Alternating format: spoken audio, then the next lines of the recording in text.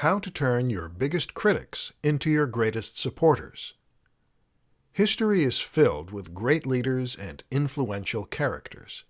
Some of these figures might have been quite controversial in terms of what they actually believed or accomplished, but that doesn't mean that we can't take some lessons from the way they motivated their followers or dealt with dissidents. In this case, we're going to be looking at the case of Mussolini, the Italian dictator who can teach modern leaders a few things about how to deal with rebels and naysayers in their ranks. Listen and learn. Transformismo.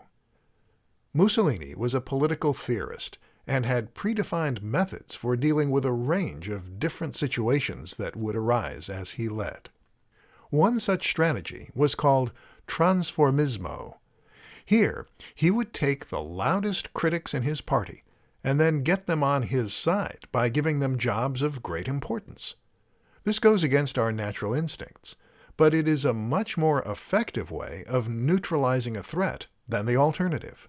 Often, when someone is vocally critical of our leadership style, our initial impulse might be to cut them off and isolate them, remove them from others whose opinion they might sway, punish them, make an example of them. But all this does is to make them more bitter, more angry, and more motivated. Worse, it can make a martyr out of them and turn you into the bad guy. It's only a matter of time before they gather their resources and try to stage a coup. On the other hand, promoting your critics and giving them an important role within your organization will flatter them and demonstrate to them that you value their opinion. And you should.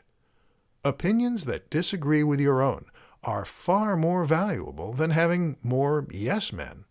What's more is that this person will often quickly learn the burden of leadership and realize why things aren't quite so easy. They will probably soften to your position and at least better understand your motivations. More than anything else, they will simply be too busy at this point to become dangerous. That, and you'll be able to keep a close eye on them. As they say, keep your friends close and enemies closer.